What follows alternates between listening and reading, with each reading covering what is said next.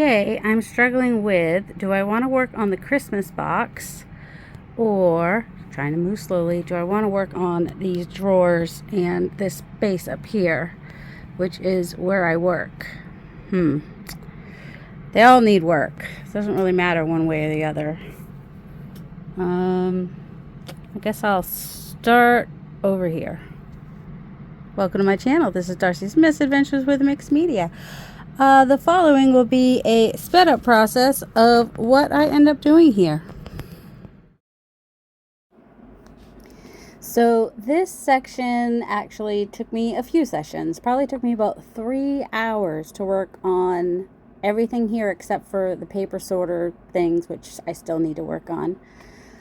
But these drawers, I've just been kind of tossing stuff in the drawer where they go and not even able to close the drawers. And that's been kind of irritating me.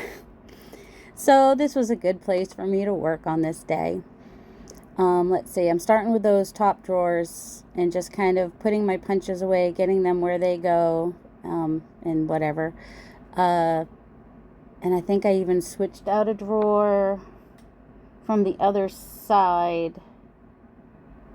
I don't know. I moved my sponges over there for some reason. And then this top drawer is going to be like bookbinding stuff. So I've got like bookbinding tape, book corners, wax for the waxing the thread sometimes, in my bookbinding little bag that I've got. Now I'm working on the drawer with the circle punch, hole punches, because some of those hole punches were in that top drawer where they don't belong. So, see, I do have homes for things. It's just that they're not always in the right home. That's the problem. Yeah. So, and I like to have the punches right near my desk. It's just really easy access, because I do use them often. And there's more beeswax. You tend to buy things in bulk because it costs less to buy them in bulk, and then you have all these extra pieces. I'm not getting rid of that beeswax though, because if I ever decide to do like the vellum type paper where you melt the beeswax or melt the wax, I can use that beeswax. So I'm holding on to it, but it's kind of in the back of the drawer, and I'm trying to figure out, and then I've got all of these. I got them when they were going out of stock, when they were discontinuing the Tim Holtz tissue paper that was blank. And I bought a bunch. So they have already been moved to on top of the drawer that has all my napkins and stuff, because that's where they should be. They're not bookbinding supplies, they are napkin supplies. And also that eyelet setter, the crocodile, ends up in the second drawer down eventually, because that's when I decided, okay, all this Velcro and snaps and whatnot makes more sense for it to be in that drawer. So eventually it does end up in there. So yeah, the second drawer down is going to be like hole reinforcers, eyelets, and whatnot. That elastic that you see there will go back in the top drawer because that's more for bookbinding. I've got a tool for putting in snaps, and I also have some snaps that I'll use for decoration, but I figured they can all stay in the same place. And I had some hole reinforcers that my aunt gave me that aren't even open yet, but I'll open those eventually. I don't even use hole reinforcers very often, but I'm like, one of these days I will. They're probably vintage hole reinforcers. See that yellow box? Yep, that's the hole reinforcers. So I'm going through and just getting rid of some stuff in the drawer that I don't need. And also all these little snaps came out of their little bag. And so I was putting them back in the bag, because there's like 3 parts to snaps when you want to use them because you've got the washer part, and then you've got the male side and the female side of the snap. I don't know exactly the correct terms, but the part that goes into the other part. So there's like 3 little bags, and then now we're on to the third drawer here, which is all my inks. And I found some containers that work perfectly. I was using like the index card size. I could only fit a certain amount in there. And then I realized that some of these, I have some little containers that I bought more recently, and I can fit like 14 ink refills in the smaller ones and fit more of those little containers in there. So while I am working on this drawer, I want to talk about clutter paralysis. So clutter paralysis is a real thing. I know some of you have felt it because you've told me in the comments. I have felt it where I would walk into my studio because I wanted to do some cleanup, some tidying, some decluttering, some organizing, and I would walk down to the entryway of my studio. I'd look in, I'd freeze up, and I'd walk back upstairs because I just couldn't deal with it. So clutter paralysis is just a state of feeling overwhelmed and unable to begin decluttering due to the sheer volume or complexity of the mess. And yes, I'm looking at Google AI for this because it's just kind of like summarizes it from everybody. And I'm going to try not to read it exactly, but it's basically feeling mentally and emotionally stuck, which makes it difficult to start, makes it hard to make decisions, and to just even get started and take action, which can lead to a cycle of inaction where the clutter continues to accumulate and further contributes to feelings of stress and anxiety. And that's a big deal. Like when you don't even know when or how to start and it just looks so big, it just gets really hard. And for me, I have this thing, and Dana K. White also talks about this, where I can see perfectly clean and disaster.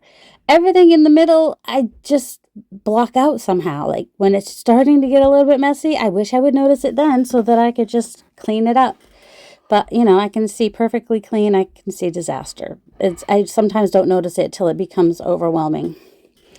And speaking of overwhelm, so the causes of clutter paralysis obviously overwhelm. There's just the sheer volume of belongings. We just have too much stuff. Another thing would be emotional attachment. Just sentimentality of the things you have and how can you let go of things that are sentimental. And I think also another thing is not knowing what you've got. You just assume it's going to be hard. And Dana K. White, she talks about this too. So she says, look, always look. Because in your mind, you're thinking something is really hard. But then when you actually look at what's in the box or what's in the room, look at it, which is why she says to start with trash, because then you're looking at it and you may find that, oh, it's not as hard as I built it up in my mind to be. And then also there's the fear of making mistakes, the fear of letting go of something that you might need later. And a lot of times either you won't need it later or you'll figure out a way to use something else. Or if it's something that you really, really want to have, then you'll replace it. But at least you'll know that you don't have 5 of them already if you've decluttered and zoned things and organized things. Another thing would be lack of time and energy. And I know a lot of you have chronic illnesses like myself, and the energy is just not there. Or if you have ADHD or anything like that, just the mental focus to do a daunting task is just really, really difficult. And then if you have an executive function disorder, like I do, there's difficulty with planning, decision making, and creating systems. So poor organizational skills. And then someone might also have underlying health conditions or mental conditions that make executive function tasks and organizing very difficult, which leads to the clutter paralysis.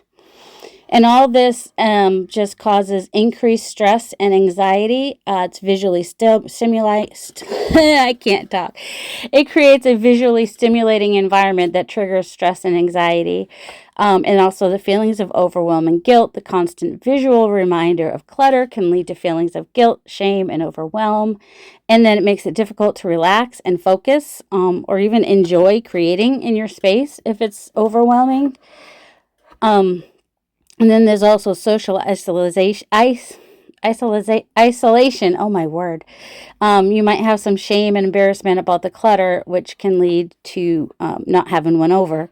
Chaos. Can't have anyone over syndrome. That's Fly Lady.